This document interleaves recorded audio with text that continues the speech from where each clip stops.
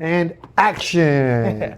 Welcome back, everybody, to another episode of the Not So Perfect Podcast. We're back in our original OG studio here. Glad to be back. Matt Chin. Gerardo Corneo, always Corneo. at my side. Back in the building, and it's been a busy, almost end of the summer. Yeah. Right before kids get back to school, so we've been running around. Yeah, I've noticed a little slower week this week for me in terms of people being on last-minute vacations and all that stuff because it's also dead week. 2 to 3 weeks left for school. Let's crunch it all in. And it's dead week, so no sports for the high school kids, no practices, no camps, nothing. Really? 1 week, yep. The Blair Oaks football was out there yesterday. Well, I know, like that's where they cheat. They have it every school may have a different one, but it has to be like a week. Okay. And usually most of them do it around the same time, cool. Right before camp and all that stuff. We got kid school registration today, so man, summer went by like that. August is almost here. Yeah, I'm still tanning. I'm still not as dark as I want to be. Well, a lot darker than I am, than I want to be. So what's happening outside of that? What else is new? How's life at home? How's life at business? We've hit some record numbers in July. We were up to 50 families helped over on the real estate side of things. So shout out to the Cornejo Group, the most outstanding team I've ever worked with. Now, is that any particular pace setters in general that we need to shout out, or is it just been a team effort? Let's start. Linda and Bashi started off the year hot. Chase and Michael are there now, and Maurice. Dang it! Do you hear the lawnmowers? I do. And Maurice is now kicking butt too. So ignore the lawnmower. That just means we're mowing the lawn. We're just gonna get closer. It's a pet peeve of mine to hear those back there. But everybody's contributing. We just prepared our goals for. We checked in on our goals and then prepare for the second half of the year because that's where we become most productive as far as numbers wise. For some reason, people think spring's busier and summer, but no. Fall and December is a big. We do some big numbers in December, so Very huge nice. opportunity for my team, and everybody's committed and locked and loaded. Nicely done. Well said. Well said. Like I said, I got a little bit slower week just at work, which is fine. I've seen a lot of new faces around here. Yeah, I was doing the math. I've got 3 new people the last week and a half, or about 2 weeks probably. So that's always good. Was it because they saw the podcast and they wanted to be part of the studio? Wanted to be part of it. Yeah. Yep. No, it's just from doing some different networking thing. I picked up a kid that I'm training from the Blair Oaks Speed and Agility camp that I was doing out there. That stopped this week just because their camp I think starts for the little kids too. Yeah. So I had a client that I got out of that deal. Not planned, just kind of happened. And then I got another lady that reached out. She's been wanting to for a while, and she's ready to make that step. So I got her coming in early in the morning on Monday, Wednesdays, and Fridays. She's a 5:30 a.m.er, so I don't have a lot of women that like getting up that early and doing things, so I commend her for powering through. And then, I got another guy, one of my old bosses that I used to work for. He reached out, and he always said whenever I was working for him, he's like, I'm just sick and tired of being fat. So I got a random call or text from him probably about 3 weeks ago that said, hey, I got a question for you. Whenever you got a minute, give me a call. In the back of my head, I'm like, I bet he's tired of being fat. Just making assumptions without any evidence to prove that. But anyways, I called him back. He says, hey, Matt, what are you doing? I was like, oh, just working. What are you up to? He's like, you know why I'm calling? I said, well, I got a guess. He's like, what's that? I said, I bet you're sick and tired of being fat, just like you were saying I used to work for. He goes, yep, spot on. So anyways, we got him going 3 days a week now. He's getting back in the mix. So that's work stuff, and then I got a lot of stuff been going on at home. Bought a new vehicle, so I'm in the process of getting the new vehicles all taken care of, but now I got to sell the other one. So I'm getting that listed today on Facebook, and we'll see how that goes. There's a great 4-door? No, that's regular cab. This is an extended cab. Yeah. Extended cab, what year? 2008. 6-speed manual transmission with 175,000 miles on it. Toyota Tacoma, yep. So very dependable, very reliable. I didn't need a new car, but just kind of thinking more longer term down the road, I needed to get something a little bit newer. Vehicle I'm selling is very dependable. very reliable. I didn't need a new car, but just the right opportunity came where I just needed to pull the trigger. If it's going to be on Marketplace, I will definitely put the link. Yes. Down below. So if interested, give us a holler. A manual to Toyota Tacoma, those don't lose any value. No, they don't. So anything that I needed or anything that needed to be done to the vehicle since I bought it has all been taken care of. New tires, new brakes, new rotors, all the accoutrement to keep her running smooth. So got a good vehicle for sale there. And then I just got an email this morning that my big pin oak tree is going to come down Friday. So that's going to happen sooner than expected. So with that being said, now I got to call into Rourke Aluminum to get a quote on new windows for my front where that big tree provides a lot of shade. Okay. Because it's still the original windows in the 1965 house. So it's going to get a lot more sun, so we need to keep that thing better insulated. So got to call into them, hopefully get a call back and get an estimate on that. And then whenever I was cleaning out the garage to fit both vehicles in the garage for the time being, I noticed that I had water in my base or in my garage again, and it turns out my AC drain is not draining. So I've been shop vacuuming that out first thing in the morning when I come back from work after this, whenever I go back to work tonight, when I get Carlos needs some AC. So always something, but I got a plumber coming Friday to take a look at that. So just life in the fast lane. And there might be a bundle of firewood in the sale of this Toyota Tacoma. Possibly. There might be roughly a cord of wood in the back of the truck if you play your cards right. Freshly cut pin oak wood. So but you were doing the training at Blair Oaks. Yeah. I don't think we talked about that. We didn't do a lot of talking about it. No, I think what we missed last week. I had some truck registration stuff I had to get done. So we missed last week, but yeah, it's been fun. You know, I for those of you that don't know, I coached. I came back to Helias and coached for 10 years after I got out of high school, went to college for a little bit, came back, started assistant coaching, and did that for 10 years over at Helias for the wrestling program. I spent one of those years helping out coach freshman football, which wasn't my go-to sport, but they more just needed an extra body there. Yeah. So I volunteered for that for a year. So kind of got to see the different intricacies of how that works. But something I've noticed too, and it's something we kind of wanted to talk about on this week's topic, is just kind of talk a little bit about what it was like for me and Gerardo being coached when we were kids, and kids through high school, through whatever, through played in college, versus what it's like being a parent of a kid now or being a coach for the kids today, and just what the differences are on those. Because I think we could probably go a lot of different routes if we wanted to, but I feel like there's a lot of issues that kind of rear their ugly heads. Now throughout this whole podcast, I'm not saying that how we were coached is better or indifferent or whatever it is. It's just different than how it was. Well, it was very different. It was very different. So there was no phones or nothing being recorded. Exactly. Yeah, that's the other thing too. Just technology that's come a long way since then. But starting with you, G, what was it like growing up? Because I'm sure, did you have your dad coaching in some soccer? Vivid memories of soccer was our life. My dad was my coach always. Because he was part of a club team in El Salvador, Águilas, Club Deportivo Atlético Águila, and we were the mascots. We'll keep subtitles. Yeah, below. I was the mascot. Linda was the team princess. So we were always around soccer, and it wasn't until towards the last years of my dad that I realized the man knew soccer. So growing up. He always made me be the captain. I had to earn to be the captain, right? You don't just get to be the captain. Yeah. Our goal was to be the captain and to make the team better. I got more money. I got rewarded more by having more assists than goals. That was one thing I'll never forget that.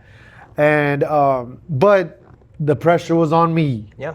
My dad would yell a lot.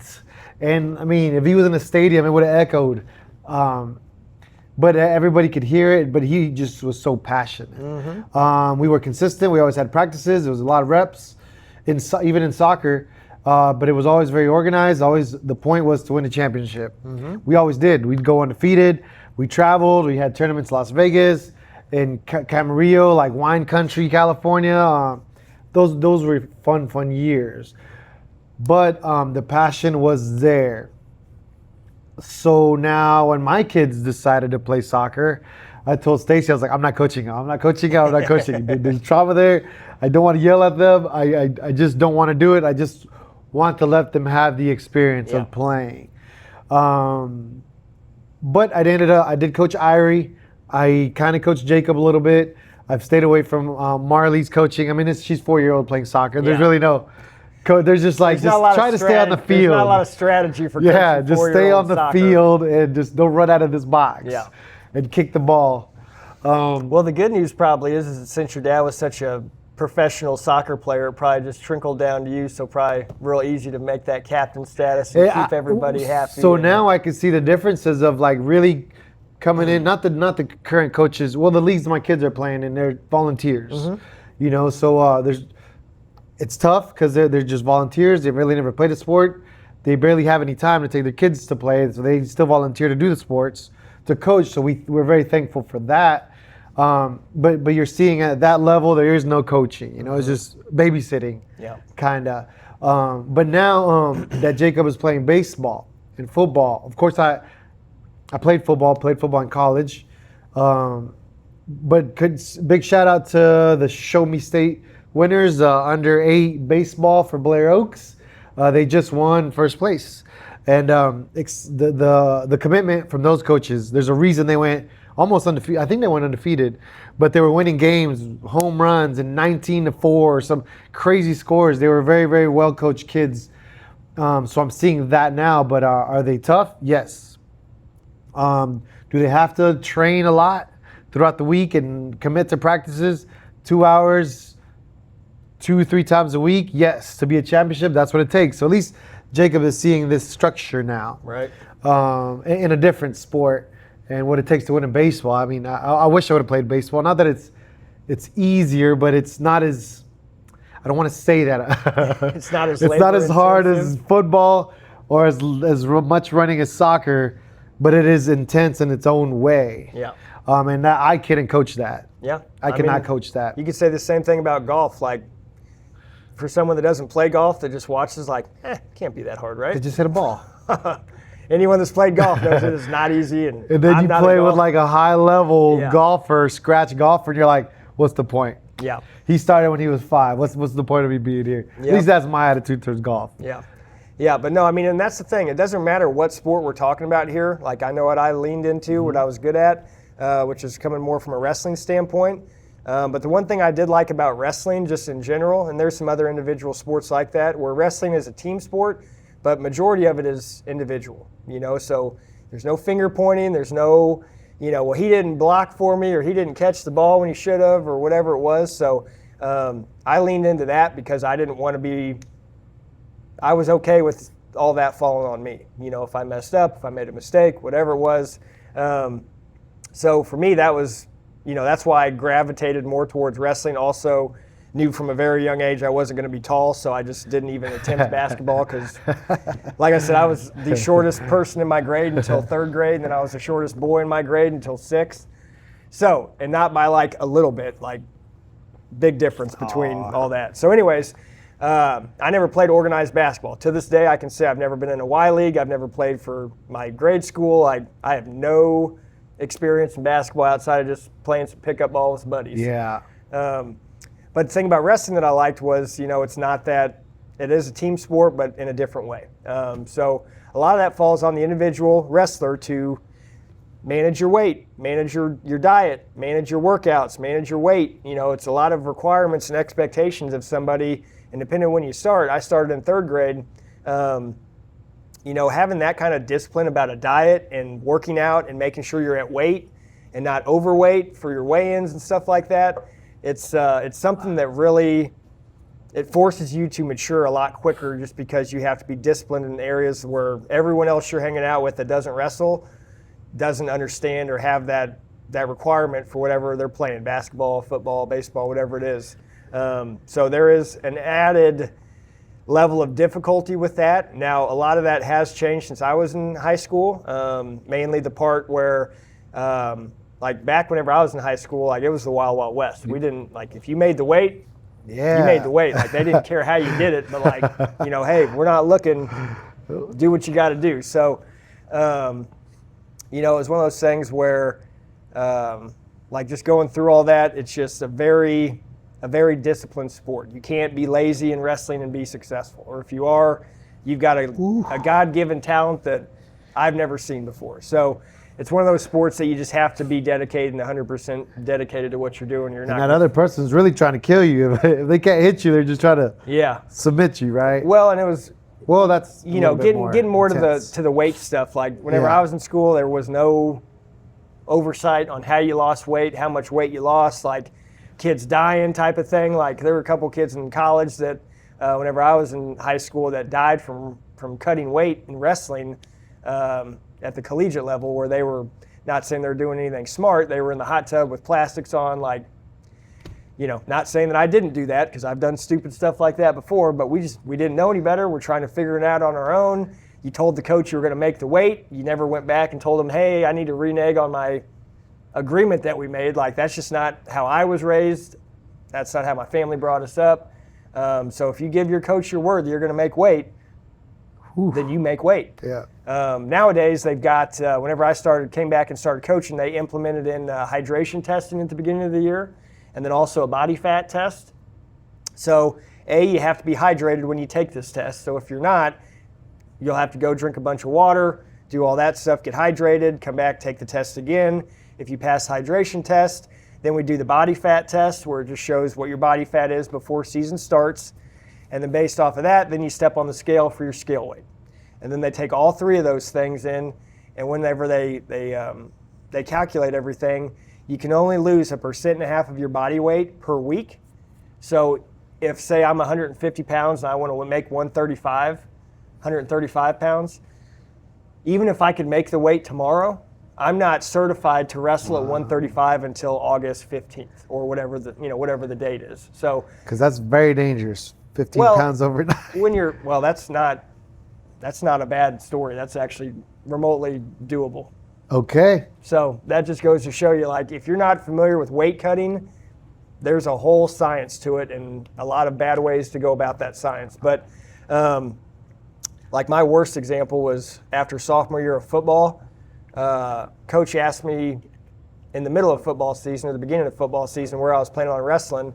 So I jump on the scale, see where I'm at. I was at like 135 pounds, and the previous year I wrestled 119. So I was like, you know what, Coach? I can make 119 again. I'm 135. It's not a huge cut. I'm not dieting or anything. I'm just, football season, you just eat whatever you want. Well, the problem with that is that there was a growth spurt that happened during that football season. So the last day of practice football that sophomore year, I hopped on the scale just to see where we're at, and we had like 2 or 3 weeks before our first tournament. So kind of giving you a time frame of how much I had to do. I hopped on the scale, and I was at 155 pounds. And it wasn't fat. Like, it was just me getting taller, me just growing. So 155 to 119, that's a pretty drastic weight cut for someone that doesn't have a lot of excess fat to lose. And it was honestly one of the worst years of my life, like one of the worst seasons in terms of how I felt. Now, performance-wise, don't ask me how. One of my better seasons that I had in terms of my record, the people I beat that year, And what weight class? 119 pounds. You weighed 155. Correct. Okay. So I had 3 weeks to lose that weight and then maintain it throughout the season. Okay. So from first week in December all the way through middle of 3/4 of the way through February. So maintaining that weight throughout the entire season, it was one of the worst years of my life in terms of how I felt. I was angry, I was tired, I was exhausted, and it was just that cycle of just that every day for those 2.5, 3 months. What year? That was my sophomore year. Sophomore, so you're 16, this would have 15, been, 16? Oh, yeah, I wasn't, 14, 15, 16. Oh my gosh, okay. Yeah. Yep, so that meant, because I didn't turn 16 until January 25th, so the first half of that season, my mom would wake me up every morning at 4 o'clock, get me to the Y at 4:30 when it opened. I'd go run, hit the sauna, steam room, do all that, and I had to do that pretty much every day. So then we get done with that, then we had morning practice at 5:30. So then we go to morning practice where we run, lift weights, do calisthenics, and then go to school. And then all this time, not eating, no food. And then get done with school, go to practice, get done with that about 6:30, go home. My mom would have a chicken breast and rice in the microwave downstairs for me, heat that up, eat it, get up, go run some more, and then you got homework to do, and that was sophomore year, so it was miserable. As a kid, you're doing this. Yeah, 15, 16 years old, but that was the expectation. Yeah. So that's kind of where I wanted to lean into this, because the difference you mentioned earlier in the baseball of this team is a bunch of killers, because they've got 3 practices a week. They're doing all the stuff. They're doing all the extra stuff, and it shows by bringing home the championship.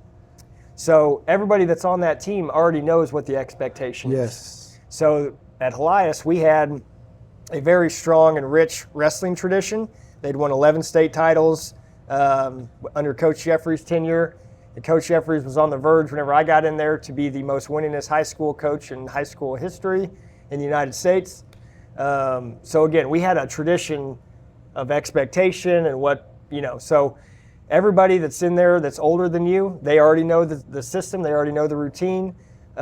Just like the baseball team you're talking about, those kids know what the expectations are, and the difference I see in like a successful program versus maybe one that's not as successful is just having those principles set, and you got to enforce them, So, I mean, if it's, say your best hitter on that baseball team is, never coming to practice, always 30 minutes late, leaving 30 minutes early. Yeah. He can't practice tonight because he hurt his foot, whatever it is, always an excuse or always a whatever.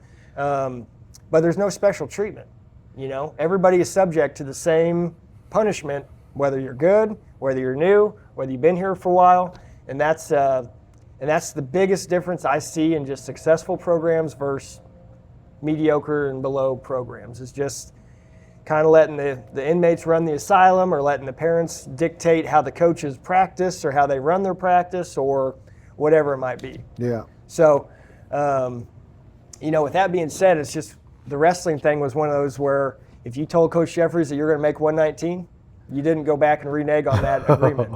So it was just like.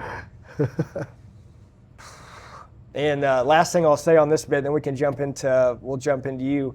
So I came home from college, my freshman year of college, around Christmas time, and I was back in my old room, and I had a bulletin board of all just my high school stuff and all the neat stuff I like to pin up there.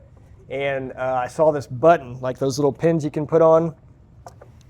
Well, I was sitting there looking at it, and it was a picture of a wrestler, and I was like, my mom came in my room to put some folded clothes away, and I was like, who is that? Like, I have no idea who that is. She's like, what are you talking about? I was like, who is this right here? She's like,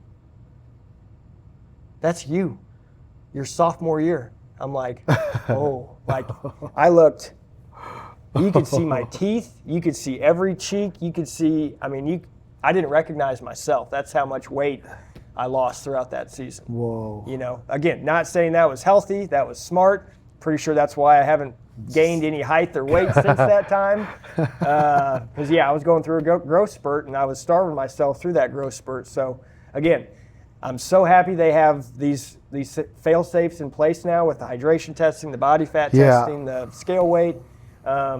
Because, thank God it didn't happen to me or anyone that I know, but people have died because of this stuff. So the weight cutting stuff's pretty intense stuff to deal with. But with all that being said, have you noticed, like, whenever you were going through stuff like that, just how you talk to your coaches or how you responded to your coaches versus like how you see the kids nowadays with their coaches? Yeah, they just like you're saying, they have more options now to just be like, I don't want to. Yeah.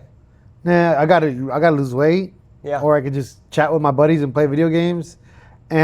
So that's why coaching becomes so important, because you want to have that structure. You want to have the leadership, follow that leadership. And why a lot of athletes strive in business is because business is a lot of sales, and it's a lot of winning and accomplishing stuff at the end of the day. So kind of yesterday is getting everybody on the same page.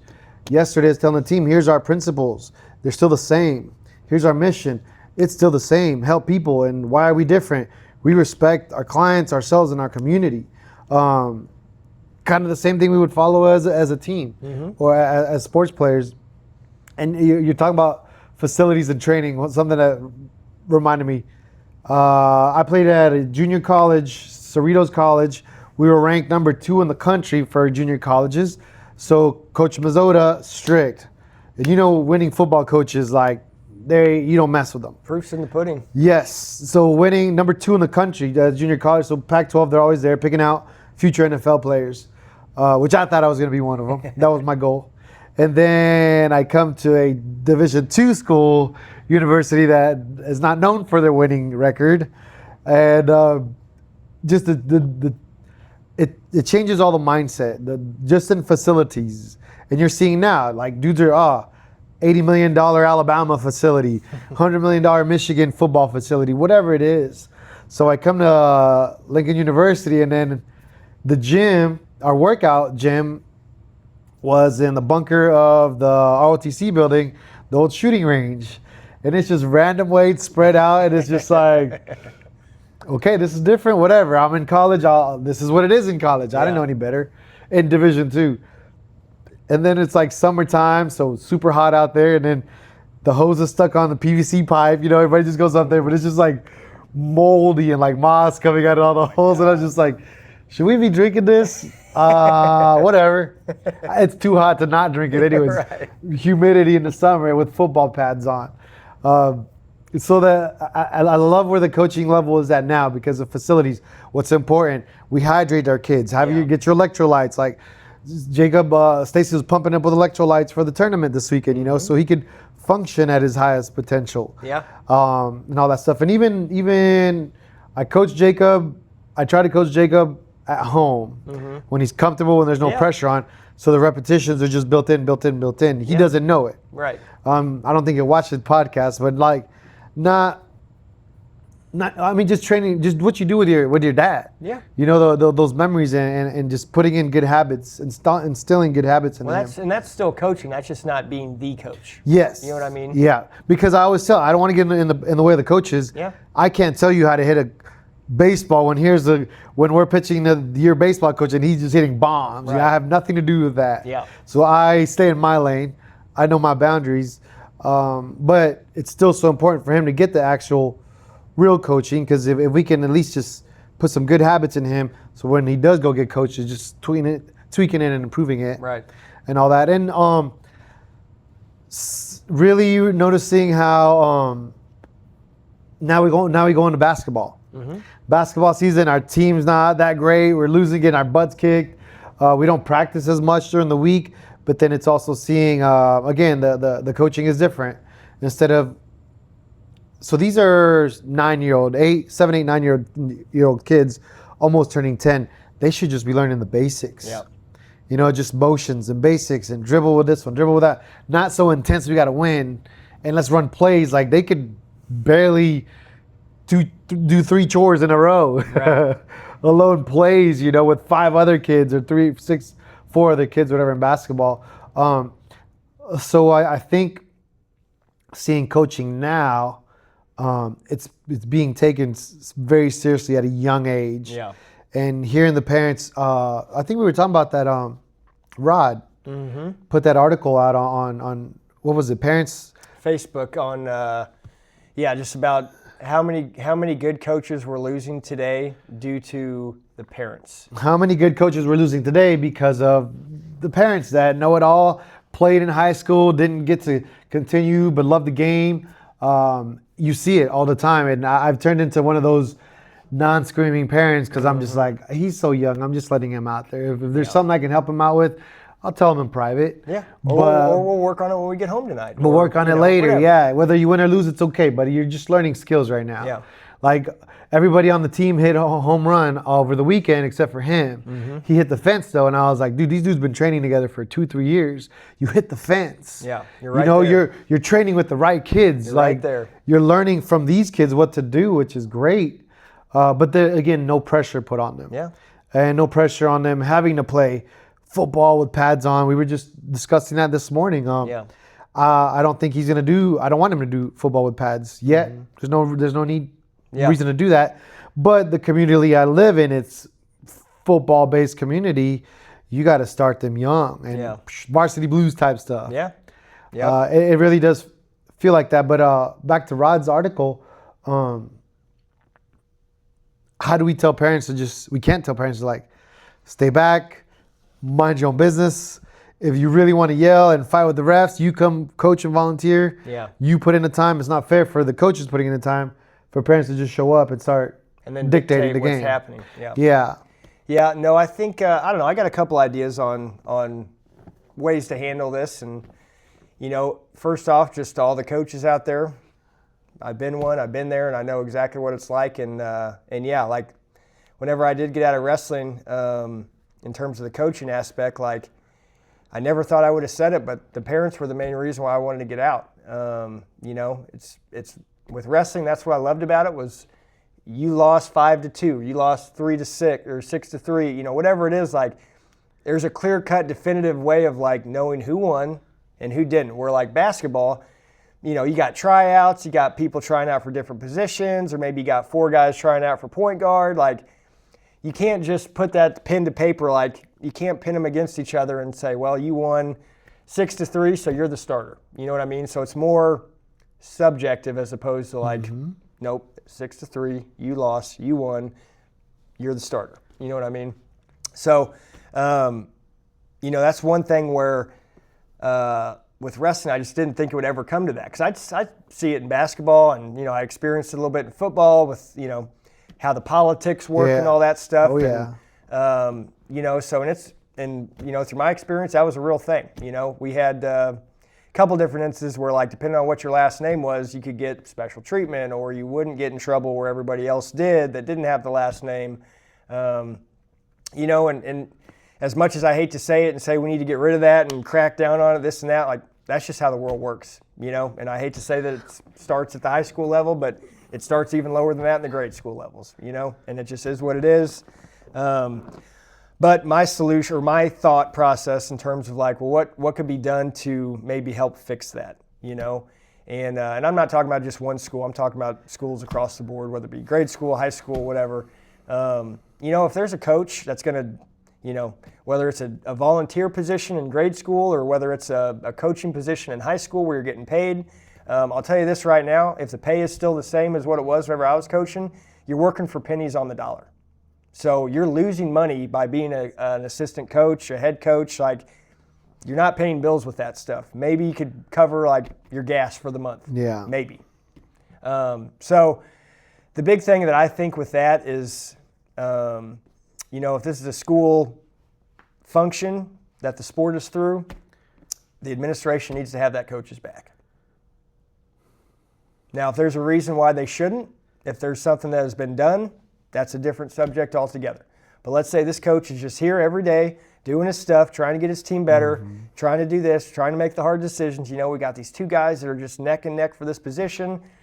I'm damned if I do, I'm damned if I don't, because they're both deserving of it, but someone's got to be the starter. You know what I mean? So you got to make those hard decisions.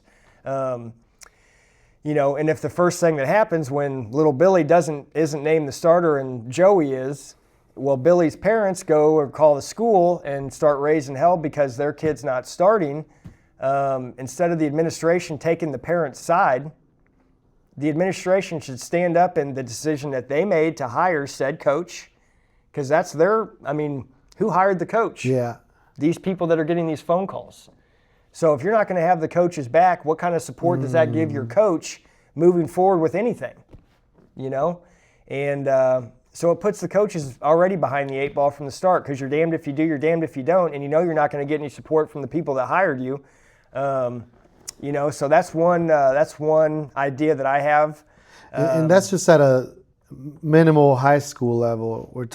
Then you get into Division I, SECs, then you're losing sponsors at the pro level, millions of dollars.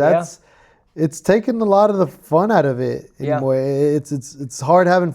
It's not hard. We're still enjoying it. You can still enjoy the sports, but trying to teach the kids to enjoy it, it's getting lost. I think quite a bit. It is, and it's and it's just there's a trickle down effect with that example I just gave. So if Billy knows that every time something doesn't go his way, he just has to go say something to his parents. Or maybe Billy hasn't said anything. Maybe mom and dad were at practice watching and they didn't like the outcome. Okay? But all that does is it teaches these kids that, well, if something doesn't go my way, I can just complain to the principal and then I'll get what I want. So what kind of a life lesson is that teaching little kids? Yeah. High school kids, like college kids? What kind of an example is that setting for them for the rest of their life?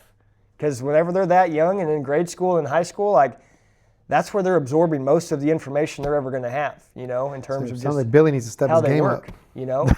Where, exactly, thank you for bringing that up. So where on the other hand, as opposed to the parent calling the teacher, calling the principal, complaining about this, getting this, all that's going to wind up happening is if it were me and my group of friends and we heard that somebody on our team did that or had their mom call the head coach, that's not going to be very good for that kid, because he's probably going to get some comments made to him about this is not how this works around here, So now that kid's potentially in a getting bullied situation or getting picked on situation because of what that parent or what those parents did, So as opposed to, instead of making that phone call to school, how about, what?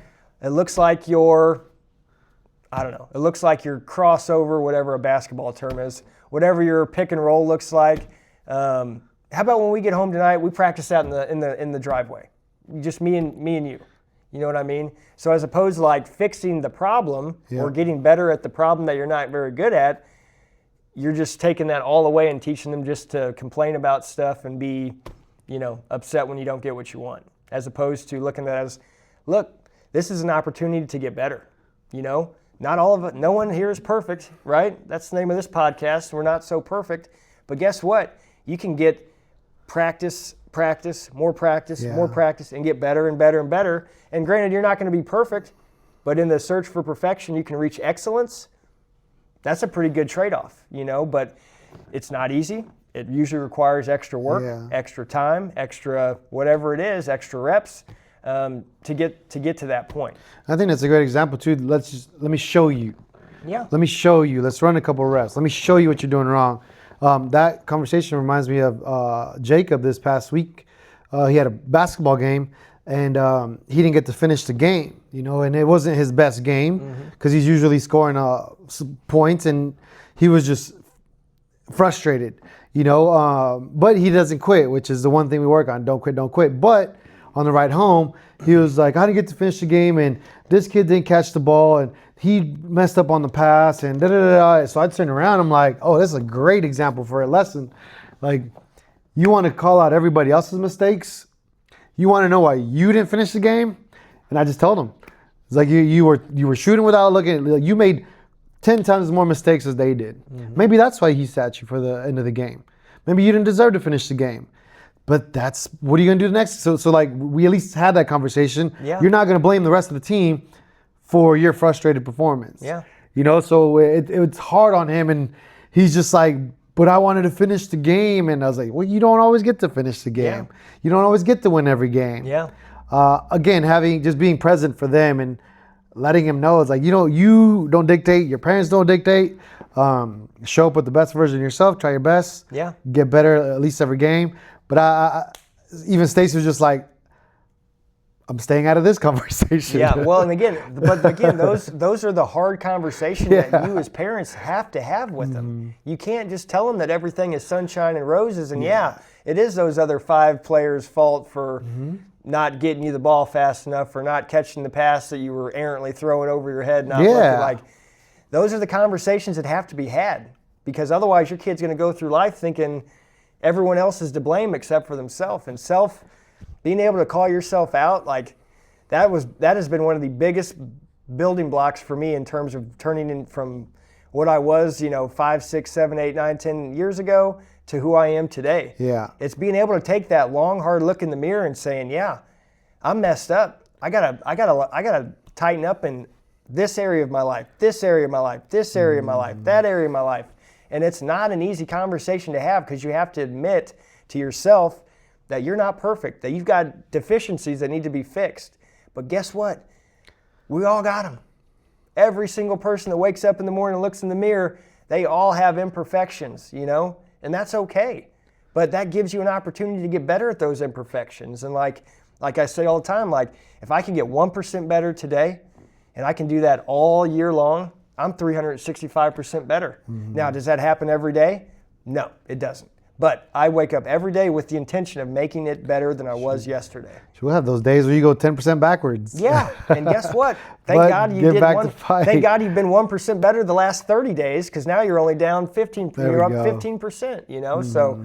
But no, that's one of those conversations that just has to happen. You know, if your kid's not happy with his performance, or he's upset that he didn't get to be the starter, he didn't make the basketball team or the baseball team, that's an opportunity to get better. You know, and that's got to come from the parents to let these kids see this, that it's okay that you struck out. You know, it just means we got to work a little bit harder. You know, it means we got to do some different things. And that's the cool thing about sports. You get another chance. Yes. Like, all right, the game might be over, but there's another season. Right. Yeah. I would miss field goals. I would kick the freaking crossbar. I would kick the post, you know, and then, of course, that's 3 points. And then the entire, at least I didn't lose a game. We were never, at least at Lincoln, we were never like, it was never a nail biter. It was 83-0 that we lost against Central Missouri. But I had a chance at the end of the game to put numbers on the board, and I go kick and it gets blocked. It's like, damn, my team didn't help me out, you know. So all right, this is how it's gonna go. I could have quit, but no, I just worked harder. I knew I had to kick the ball faster. Yeah. I instead of doing a 3-step approach, I can only do a 1-step approach now. Yeah. Because I had to cut from 2 seconds to 1.2 seconds, you know. But that's stuff that I did on my own. But again, back to my coach who won awards in Southern California, he instilled all this on me. Like, you watch film, we get better. You watch film on another team, and you get better. And then you got to know everything because you're a huge part of the team. Yeah. Again, that's why I was rewarded a scholarship. I was decent, I think. Yeah, well, deserving of it, you know. And it's not always the most talented person. It's, you know, whenever you ask like Coach Saban and some of these, you know, all-time college football greats and whoever, you know, they're whenever they're offering scholarships, they're looking into your entire history. Like they're talking to your 8th grade basketball or your 8th grade football coach. They're talking to your science teacher. They want to know who you are. Was he late for class? Did he turn his homework in? Did he ever have any late assignments? Like, they want to know the type of person that they're offering a scholarship to. They're not wanting to know just how good of a football player Billy is. They got all the film in the world to watch that. They want to know who you are off the field, you know. And if you're always late, never turning stuff in, grades are low, you're constantly having to miss practice because you're not cleared for practice until you get your grades up. You know, I mean, those are all turnoffs to those coaches. So if you're ever looking to make that next step from high school to college, those are the things that have to be dialed up. Like they've got so many other people that are looking for these scholarships. If you don't fit the criteria, there's hundreds of thousands of people trying to fit your position. Million guys that will be begging with their mouth just drooling and salivating, wanting that opportunity for a scholarship or an opportunity to start. You know, so those are things that, like, you know, as parents, you have to be aware of that. So if your kid has a terrible attitude, and that doesn't even, it's almost one of those things where if you're around a kid that has a poor attitude, it usually works its way up the line. So then you go meet their parents and you find out real quick. First thing they do is start complaining about anything and everything about whatever it is, the practices, the program, the da-da-da-da. And it's a trickle-down effect. So, I mean, a lot of times, the kid's just a reflection of how the parents are parenting these kids, especially when it comes to sports, because maybe that dad never made the starting football team, and boy, he's bound and determined to make sure his son ain't going to have that same regret. Where it's like, does your kid like football? Like, have you asked, or is this your pipe dream that you're trying to fill in through your son? You know, so just different things to think about. You know, but you know, that reflection of who these kids are, it's one of those things that has to be reinforced by the administration that hired that said coach. But it's also got to be a community, you know. If you get, you know, I remember whenever, because my mom was she kind of took over like the concession stands and all that stuff for like the tournaments that we hosted during the year. we had like 2 big tournaments every year that we hosted. So we had to have concession stands, and my mom was always helping with that. My dad was helping with cooking hot dogs and hamburgers and stuff like that. But every year, there's the fresh new crop of freshman parents that have no idea what they're doing, what the expectations are. So again, they have to be filling the parents in on, hey, you're going to be running the shift from noon to 2. We do have a rule where if your kid is up on a match, one of us will take your spot so you can go watch your kid wrestle, then you come back and so on and so forth. But it was a well-oiled machine, but it's that old guard taking the new guard under their wing, showing them the ropes. And again, it's just that continuous cycle of that's why we maintain so much success. I think we're losing for such tradition a long time. is kind of where that goes towards. We lose tradition, and those really cool programs, very successful programs, still are traditional, still are consistent. It's still a community. Yeah. Well, and that's the thing. It's a village that keeps everybody on track. Because it takes everybody, man. Because if one person gets out of line, that village will self-regulate itself, and it's always good. So anyways, my point is if you don't have that, okay, if it's just like, hey, freshman parents, here's the sign-up sheet for the concession stands, we don't really know what you'll be doing, but just sign up for a time, it's not giving a whole lot of insight. Yeah. But I don't know. I wouldn't want to volunteer. my mom would take them. I'm out. My mom would take them through the ropes and show them that you're just gonna be doing some popcorn, and here's the candy, and here's where the Powerades are. Yeah. And if you run out of ice, the ice machine's back here. You just take these buckets. Like, it's very informative and letting everybody know, because just like kids, when we get stuck doing something we've never done before or doing something new that we're not sure what we're exactly doing, it's the same kind of feeling that you get as a kid when it's like, all right, you need to go out here and do this and this. Like, what sport are we playing again? Like, I don't even know why I'm here. But I feel like just the biggest thing is, and I can tell you guys just from example of working in the coaching area, so many other different coaches I've experienced throughout the years that are just, they love the sport, they love coaching the kids, but the only reason they get out of it is because of the parents. So let's make sports fun again. Yeah, and hold your kids accountable. Hold yourself accountable in that process. Like, there's nothing wrong with having to look in the mirror and realize you made mistakes. Like, good thing about being alive is you have time to correct those mistakes.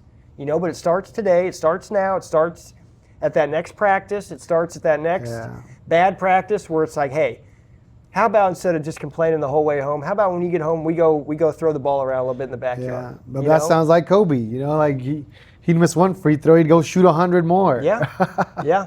Speaking of that, I saw the clip, it popped up on my feed the other day of when he tore his Achilles, still got up, still sunk his 2 free throws. And he was just as cool and calm as just the Mamba, just ready to hunt, And he made his second free throw, and he starts like limping on. then he starts showing that he's hurt, But when he got up, he didn't limp. He didn't show any facial expression. It was nothing, and it was just the greatest at work. Those are the legends. Watching the greatest at work and doing their thing. So. And also coaching outside of sports. I mean, it doesn't end there. I'm big with my team about, I still get coached on everything. Now I'm doing a lot of coaching on AI stuff because I'm preparing for it. Yeah. Is it taking over? It can if you let it. Well, it's a tool. It's a tool. Yeah, it's helping me do better again, I don't compete with anybody. My own competition is that person in the mirror. Yep. Like we've talked about. And if I don't show up for my team, if I don't lead them, because that's the funnest part of my job now. I'm running a team and I'm helping them get better, and they're not messing around. They're respected. They're professional. They're not perfect. We're working on it daily, weekly. And now everybody's on a mission. It's back to winning the championship at the end of the year. Yeah. Because they know they get rewarded. Yeah. Well, and again, that's that relationship between sports and life. Mm-hmm. What you learn in sports, as a team, as an individual, like every aspect of it, it all relates to what you're going to be experiencing later on in life. And the better these parents can start understanding that and start kind of implementing and looking at their kid in that light, as opposed to, never done anything wrong. Nah, came out perfect. Always still perfect to this day, Now who's not being honest with themselves, okay? But yeah, I just think if we can kind of break that cycle, where it's like everybody's a winner, everybody gets a trophy, that's just not leading. That's not leading our nation into a successful future, And our kids are what's going to be, they're going to take our place here before long. You know what I mean? So if we have a whole generation of kids content with everybody getting first place, where's the drive to be better? Where's the drive to be competitive? Where's the drive to excel and to try and be the best? When everybody's the best, no one's the best. Right. You know what I mean? So, just a strong thought I had on that I really like to touch base on. But I've known a lot of coaches that got out of coaching that were winning, successful, and consistently successful that no longer coach. And that's the reason why, is because of parents. It's a huge responsibility, and thank you to all the coaches. I remember all of my coaches, and all of them, and stuff that they were teaching me back in my early childhood days. Just now it makes sense. Yeah. One of our coaches, my soccer coaches, would just yell, "Focus, focus!" But as a 5th grader, 6th grader, I have no idea I don't even care what that word means. I don't even care what that word means. But now it's like, all right, I have that little time thing. Focus for just 30 minutes and be as efficient. Then you get a 15-minute break. And then we go back to 30 minutes because that's how we're just wired. I mean. Yeah. Well, just on that AI one, using it as a tool, a hammer could be used as a deadly weapon, or you could use it to build a house. How you use AI is up to you, so don't let it run your life, but use it as a tool to help your life. You know what I mean? You did it with your scheduling. You did it with your daily schedule, and then all your motivational quotes. Oh, God, Stacy's meeting me here today for a budget meeting now, so we'll see how that goes. Yeah. We'll see who gets hit with that hammer. ChatGPT. So I'm about to get hit with a hammer. ChatGPT, what do I need to know about? Help. Yeah. Send help. Yeah. She's talking numbers to me. Yeah. Right but on. Thank you to the coaches. I think we're excellent. Thank you for getting it out of your head too. And yeah, it's been something I've been thinking about, and then Rod posted that article on Facebook. Yeah. And just kind of it's one of those things where I'll have a topic that I'll be kicking around, and I'll use a week or so to kind of think if it's really something we can dive into, or it's really something we want to get into more.